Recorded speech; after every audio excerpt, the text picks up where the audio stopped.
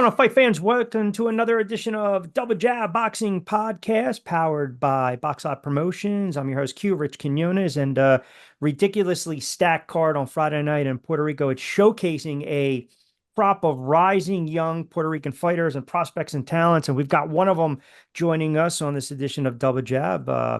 Elijah Flores, 20 years of age, man. 8 and Yeah. 0, a couple knockouts to the ledger. Welterweight, you'll take on Omar Rosario on Friday in Puerto Rico. And I'm telling you, man, every time I interview young fighters, I'm thinking to myself, what the hell was I doing when I was 20 years old, right? I was probably running around getting in trouble. But let's talk a little bit about where you are right now. We'll get to the fight. I know you're fresh off a fourth round TKO win your last time out. And I always look at some fighters where you start to see they're developing that knockout power, whether it's 140, 147, which we'll get to in a moment. But man, you get a guy out of there in the third, fourth, or fifth round of a 6 round fight. I look at that. That to me kind of speaks to, a young fighter's potential. Talk a little bit about your last time out there. That's I'm out there saying one that was under the Jake Paul card in the Coliseum. I fought a dude he had 8 wins, eight Yep. losses, and 8 knockouts. And that was my eighth fight. We got the knockout. I think I dropped him in the third round and then finished him off in the fourth. Yeah, and everything went good. That was my first time in Puerto Rico. It was a great experience. The people of the islands treated me very well. It was a great experience. Yeah, now you get to go back Friday, October 11th. And again, that'll be a part of Universal Promotions, promoted by Boxlab Promotions, stream live on DAZN. You're taking on Omar Rosario, who's a pretty good fighter in his own right, right? So you got that battle. You got the Puerto Rican heritage there. He'll be in his backyard, so to speak. It'll be your second time fighting Yeah. over there. Did you do anything differently this camp? Were you able to get in a full camp? Yeah, we was able to because we already had like the idea that we was fighting. I just didn't know the opponent, but we was already been training and getting ready for camp, and then we found the opponent like probably like 3.5 weeks ago. So it was even we stepped it up even more. I mean, we stepped it up regardless, but when it's crunch time, it's crunch time. So yeah, it was perfect. Good, great preparation. I would assume 6 rounds to 8 rounds. I mean, you're relatively young. Well, you're a baby. You are young. You're 20 years of Yeah, age, right? So 6 to 8 rounds, that should be conditioned cardio, not an issue come Friday. yeah, yeah. Facts. And I live in California, so I feel like the heat and the air quality is already, we go to Big Bear a lot. That's 7,000 above sea level. And just the air, the air quality is just is much thinner. So, always in great shape. Now, you were born in the Bronx and now you live out west. Yeah, I was born in the Bronx, came out here like 2016. Okay, how do you like it out there? Yeah, like it was hard adjusting at first, but it worked out. Great opportunities, great boxing styles, and it's great. It's Now great. I you're love it. out, what is it called? The Redlands, right? Near San Redland. Bernardino. Yeah, San Bernardino is where our gym is at, and then like 10 minutes over is the next city, and that's where the city we're in, Redlands. But yeah. How So, many amateur fights did you have? I had a total of 12, and Wow. I had 3 losses and 3 wins and 9 losses. So correct me if I'm wrong, because I read this because I always like to do my research. Yeah, You dropped out of high school? yeah. I dropped out of high school too, like a few months in. And yeah, I was just going downhill and I wasn't boxing and things like that. And I was like, man, I gotta and that's when at the time I went back to New York. So that's when everything started going downhill. And I was like, yeah, I gotta come back to Cali and and do what I know best. So I It came back just out with my dad. school wasn't for you, or you were just running with the wrong crowd, or getting in trouble, or just not focused. Yeah, it was all of those that you just said, like wasn't focused, wrong peak, wrong friends, school just I feel like always wasn't for me. And then yeah, it's just a combination of all those. Yeah, take it from the old heads. We've been there, so trust me. Yeah. That's why I knew it was one of the it was one Yeah. of the It was one of above those. you've gotten some serious sparring in, right? I mean, Yeah, yeah. I mean, talk a little bit about that for the honest. I know you sparred with Tank. Yeah, Um, yeah, that was like a year ago. I mean, just this camp alone, I sparred 3 big names. Um, I was Rodriguez for 3 weeks, and he just fought last weekend or something like yeah. that. And then to finish my camp, we headed to Robert Garcia's gym, and for the last 3 weeks of my sparring, I did 5 rounds with Oscar Duarte, and then immediately another 4 rounds with Jose Ramirez. And those were my two main spar partners Monday, Wednesday, Friday. So I've been getting the best, work just in this camp in general. So Did, I'm did, more than ready. did you touch him up a little bit in sparring, or you take Yeah, it easy yeah, on him? it was great work. We was both landing, but it was great work. It was great work. It Um, definitely pushed me.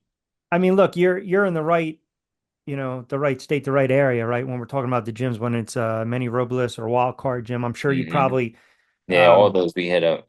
yeah, Yeah, all of those. That's the main three. We go to Manny Robles was the main one. Like we're always going in a wild card, Brick House, and then what was the fourth one? And Robert Garcia. Robert Garcia, yeah.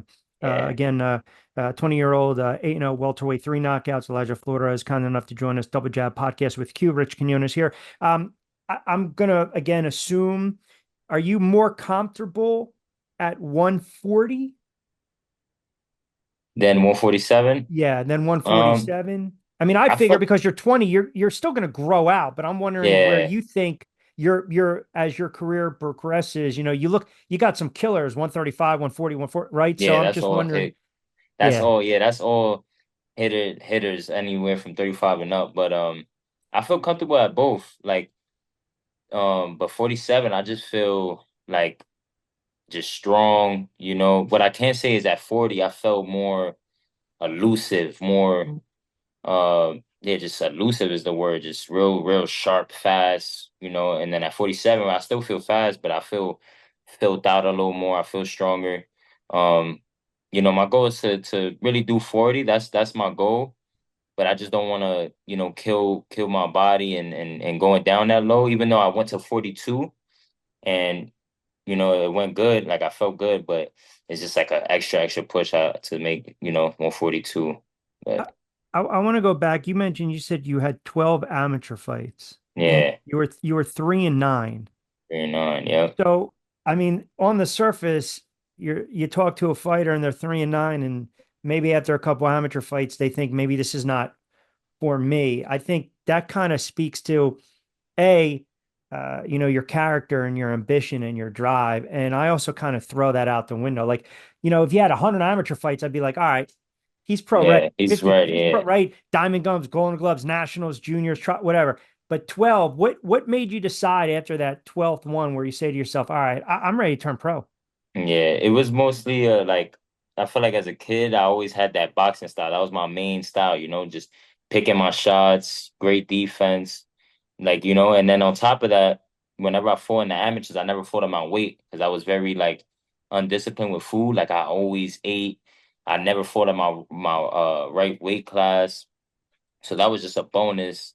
And then what really was like, nah, I gotta go pro is because when I moved back to New York, when I told you I was just going downhill, I was like, it was either I was gonna get a job and just working 9 to 5 or go back to what I know and make this happen. So that's when I came back, live with my dad, and we just as soon as I came back, we got to work, and it's been nothing but you know the best from there. Sparring.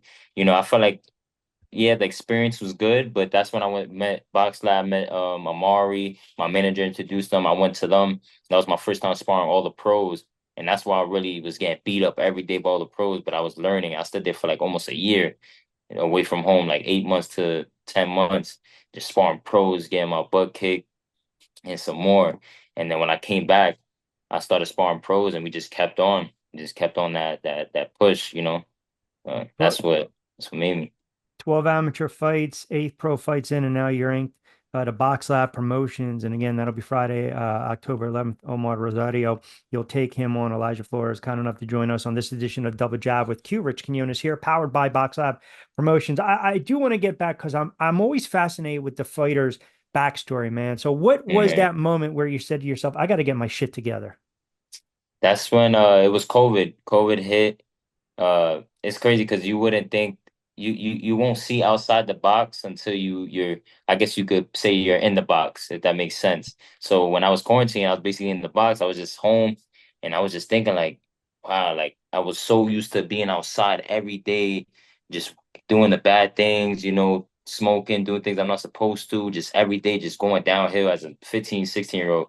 And it just put me in my place when I was just stuck home, like I really was doing. It just made me reflect, and I was like, man, I'm out. I booked that same flight as soon as like first week of quarantine. Booked the flight, went straight to Cali. It was probably like 3 people on my plane. only like 3, 4 people out of the whole entire plane. The airport was completely empty, and we just got to work. Wow. That's Yeah, crazy too, right? Because at that age, when you're running with certain guys and a group of guys, or you're getting in trouble and you grew up with them, right? A guy wants to try to better himself. And what happens, mhm. man? Then all of a sudden your boys turn around, you got no heart, right? Well, that's not Yeah, it, man. You want to be productive in life. You want to do something yeah, in life, right? You don't want to, be dead, be in a gutter and be in jail. yeah, exactly. And sometimes you got to distance yourself from that, right? And And focus boxing, on that's the you. beauty of boxing because you can't have it both ways, right? You Yeah, can't have those distractions. You have to be a locked fully in. locked. Yeah, you can't have one Yeah. foot out, one foot. You'll mess up. Yeah.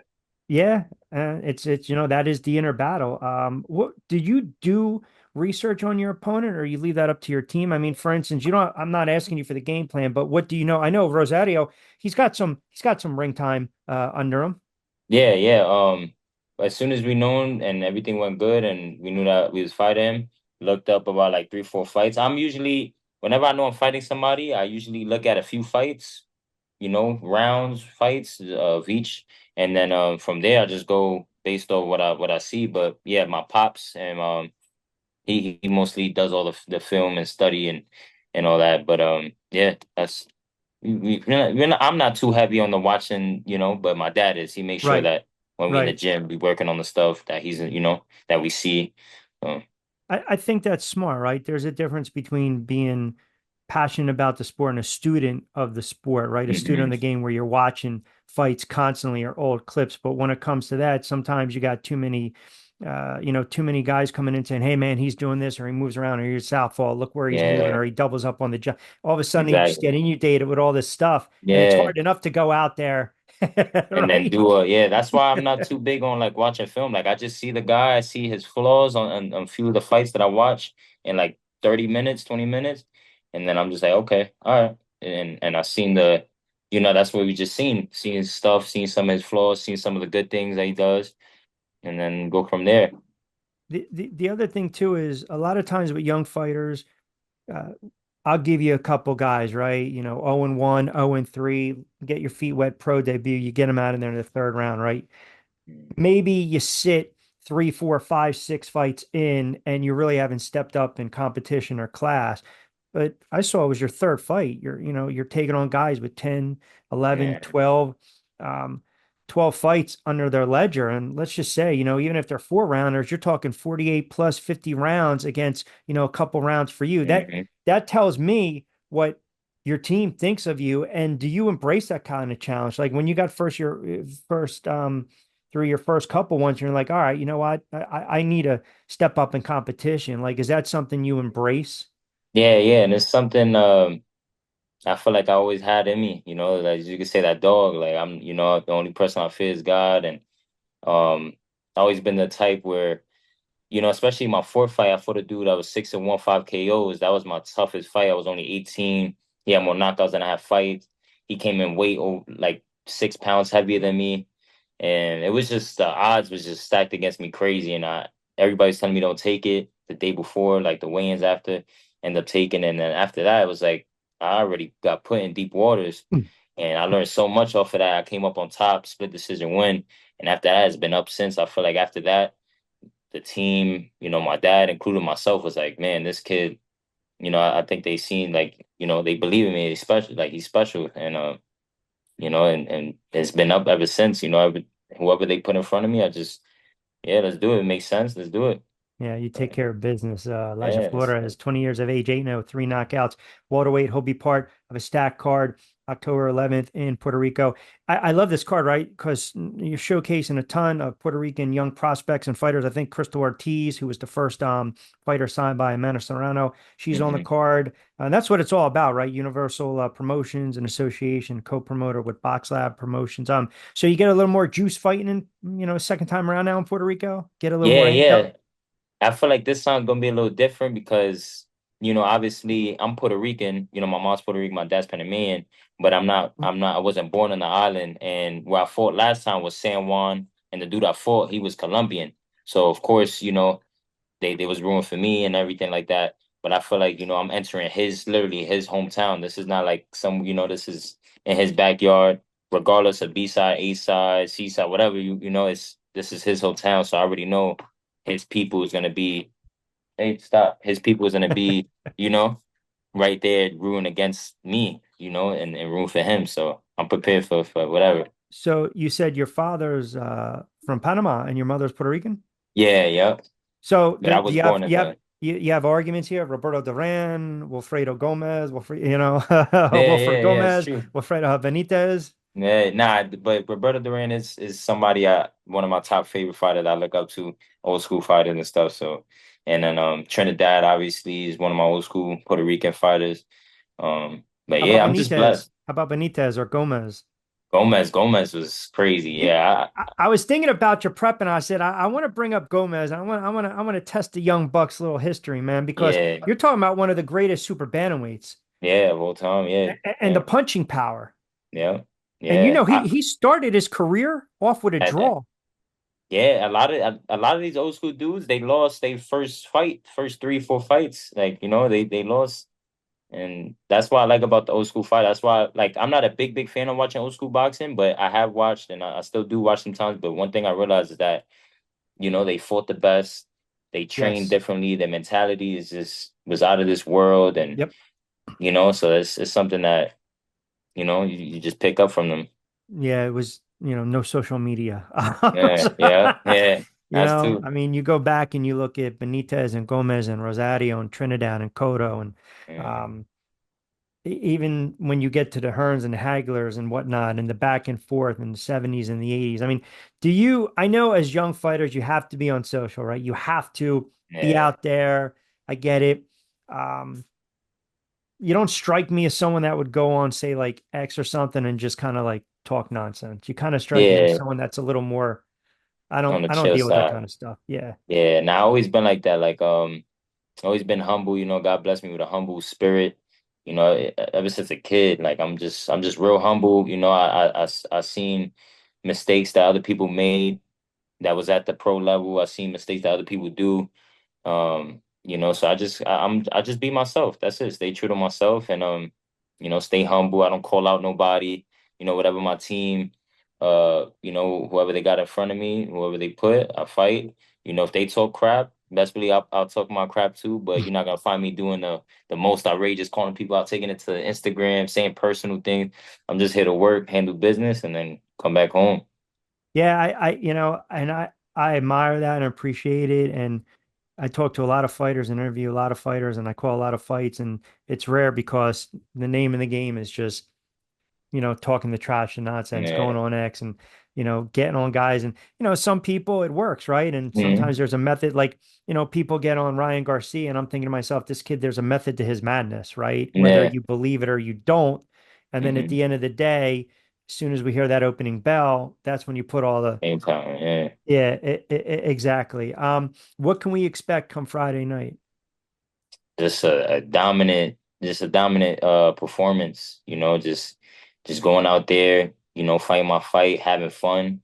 Once I make this weight, it's just all about having fun now, just fighting my fight, my first 8 rounders. So, I'm definitely gonna be coming strong and just expect a dominant performance, man. Boxing, in and out, pressure, just all around, inside work, outside work, mid work, just a bunch of variety of selections, from the arsenal that I'm gonna back out. So that's it. I saw a little bit of film on you, and it's interesting, right? Because these young guys with the amateurs, and you Hmm. mentioned, and we've kind of already illustrated it. A handful of amateur fights. So a lot of times when young fighters are throwing the combinations, you can see the amateurs that have a really Difference. deep pedigree. Yeah, right, and they always come back to the jab. They always get back on the stick. Like I Hmm. noticed it about you. Like you can work behind the jab. Yeah. You move around, you use your legs, Hmm. and I think that's something that's going to help you as your career progresses, especially if you start to fill out a little more, right? Because Yeah. that jab's going to set everything up. Yeah. Behind the jab, that's one thing about the old school fighters too. The jab was everything back then. You could hit somebody with your jab all the time and it's working. You could just anything else will come, even better and just flow. But yeah, that's one thing. My boxing, that's my favorite arsenal, my boxing. But ever since I say my seventh fight, I just been sitting down on my punches more, really adapting to that pro, I guess you could say pro style, Yep. using my jab more, following up, picking my shots, being accurate, not wasting as much punches as an amateur, just really Right. filling out to that pro level. And I think I'm learning each fight. I'm not plateauing. I'm just getting better and better, and I'm just soaking in all the experience. Yeah, it's a great point you bring up, right? Because the amateurs, the scoring is so different and skewed, right? We're Hmm. talking about the body shots. Everyone wants a knockout on the amateurs. I'm like, well, the standing ace to protect a fighter, right? You got the Yeah. headgear, you got the different size and the gloves and whatnot. Your first time, first round as a pro, and you took that first shot without the headgear, right? And the gloves are a Mm, little different. Were you like, all different. right, I'm here? Well, to be honest, like people ask me, like, "Yo, is it a big game changer?" Like with the 8 ounce gloves. My every fight, I can't tell if a guy has power unless he hits me to the body because my Really? adrenaline is so. I know I'm not saying my adrenaline gets me, but each fighter, their adrenaline is pumping. So when you Yeah. get hit, at least for me, when I get hit, it's like I just get hit. I can't tell, like, damn, this dude, unless I get hit to the body, then I could feel, you could obviously feel it. But to the head, it's like I can't tell you if the guy really has power unless he hits me in the body or, stuff like that. Yeah. That adrenaline is crazy. Yeah, but with the type of background you have, though, you got to be a body puncher, man. You got to keep coming forward and dig to the Yeah, body, right? facts. Yeah, Durant, exactly. Cotto, you gotta, Yeah. we'll take you around to fill out Rosario on Friday, or did you warm up a little bit? Remember now, well, I'm telling you to remember, but it's an 8 round fight, right? So Yeah. sometimes you got to settle in and get that round or two under your belt. Yeah, exactly. Well, my goal is to, the first 2 rounds fill them out, obviously, but still dominate and win the rounds. Like I'm not going in there like, oh, I'm gonna fill them out first 2 rounds, and if I get the round, then I don't. If I do it, then I do. We still want to win the round, but the first 2 rounds, yeah, fill them out, and obviously it's 8 rounders, so we just pace ourselves the right way. We in great shape, great mentality. So it's just going in there and just fighting my fight, just picking them apart. You like the pace that you're at, as far as I know, young fighters, I hear them all the time, what's next? Well, I'm ready to go right back in there, right? But now you got your father in your corner, you got a good camp, you got a, good management team, good Mhm. promotion with Box Lab and everything. Do you like the way you're being moved? Yeah, I like the way I'm being moved. I was supposed to. I probably would have been like at least 11-0, 12-0 if I didn't have I had like a little slight hairline fracture on my wrist that took 2, 3 months, and then some other situation happened. That fight got canceled. It was just little hiccups, bumps in the road, but it's part of boxing, part of life. But yeah, they're doing a fantastic job, man. I feel like for somebody like me, even though I got the skills behind it, and skills is pay the bills, but without a marketing team and a great team behind you to push you, it's crazy. And for only having 3 wins and 9 losses, a total of 12 amateur fights, for me having all my fights streamed on live television and actual TV, even when Yes. the ones without it, is crazy. My first fight I debuted PBC, even though I wasn't streaming none. That's a past second fight, badly. I'm getting, and then my third, Eyeballs. fourth. It's I can't name a better team, and that could push me with the type of experience and background that I had. Yeah, it's a great point, right? You get the right eyeballs, right? And Yeah. you got, the right opponent in front of you, and you have that signature type of coming out performance. I mean, we've seen it. Then all of a sudden you blink, you And know. boom. Yeah, Yeah. like I said, man, 20 hours running around getting in trouble. And you're Yeah. getting ready for your your night. Yeah. I'm Yeah. wondering in that household though, the food. I mean, you probably got to do a lot of road work, right? Yeah. I mean, even when I was eating a lot, I mean, I still eat a lot, even outside of camp and stuff. Like even in camp, I'm still eating 3 meals, 2 meals. Obviously, I'm in a calorie deficit as the fight week Right. approaches. But yeah, man, I just love food. I feel like and I feel like a lot of people can relate. Especially when you're a boxer. But it just comes down to the background, like you said. Like my mom's Puerto Rican, she cooks home cooked food every. So as a kid, it was just that was my that Yeah. like Eating it at 7 o'clock and then 11 o'clock at night. yeah, like that, yeah. All the So salt. yeah, so that's where this road work comes in too. Still, like, but I enjoy running. I feel like a lot of people don't like running, but I enjoy running. It's therapeutic for me. It gets me in shape. Um, I get the weight off, and yeah, I just love running too. So What works kind out. of music we coming out to on Friday night? Um, we coming out to a Hector Lavoe song. So I don't know which one yet. I usually pick out like a few days before, but yeah, we got some All right. Arsenal come out too, some old school I classic. pictured you. I pictured you as a little Elvis Crespo. That was Crispo. Nah, nah, nah, nah. But that's old school classic. You can't go wrong with that. You know. Not too sonrisa. Yeah, suavemente. No, you Yeah, can't. yeah. Right? Can yeah. You know. Get the But crowd hype going. That's what yeah, it's about whatever too. works You for know. you. Yeah. Listen, before I let you get out of here, if you want to plug, your social media, have at it. Okay. Yeah, follow me on all platforms, Instagram, TikTok, Elijah Tech Flores, TEC Flores. Elijah Tech Flores. Where'd the tech come from? Is that a The tag. My pops gave me that. Before my manager, Richard Roman, my nickname used to be Tasmanian, EJ Tasmanian. He used to call me Tasmanian that. devil, man? Vinny Yeah. Paz. But then as I started like going into my style, my pops gave me the name Two Tech because when I'm boxing, like I anticipate a lot of shots. I make you miss. I got great footwork. So it stands for too technical, but Two Tech, just short. So There you, I was like, hey, yeah, I listen, like that. hey, it fits on shorts. That's all Yeah, that matters, man. yeah. Fits on number two and then attack. That's it. Yeah, listen, your father has you. It's all Yeah. about the branding and the marketing, man. Yeah, and he's good Right? at he was a videographer and a photographer for many years, and he's been the one behind me, pushing me. If I wasn't a fan, I wouldn't be boxing. So That's no, that's yeah, fantastic. Well, look, man, I greatly appreciate you jumping on for a couple moments, Elijah. The best of luck. You got a new fan here, and thank you, enjoy brother. the trip. When are you leaving? I'm leaving tomorrow at like Oh, 4 in the morning. So oh, all right. Well, yeah, all right. You get a couple hours sleep, you'll be all right, man. Wake yeah, I'll up, be you'll all be right. refreshed, and then all of a sudden you'll get off the plane. You'll probably fall in love 16 different times, and you Yeah, probably never want yeah. to come back. Facts, But facts. we will definitely catch you on Friday and hope to get you back on again. Thank you so much for Yes, joining sir. me. Thank you, Rich. Appreciate you. All right, Pop.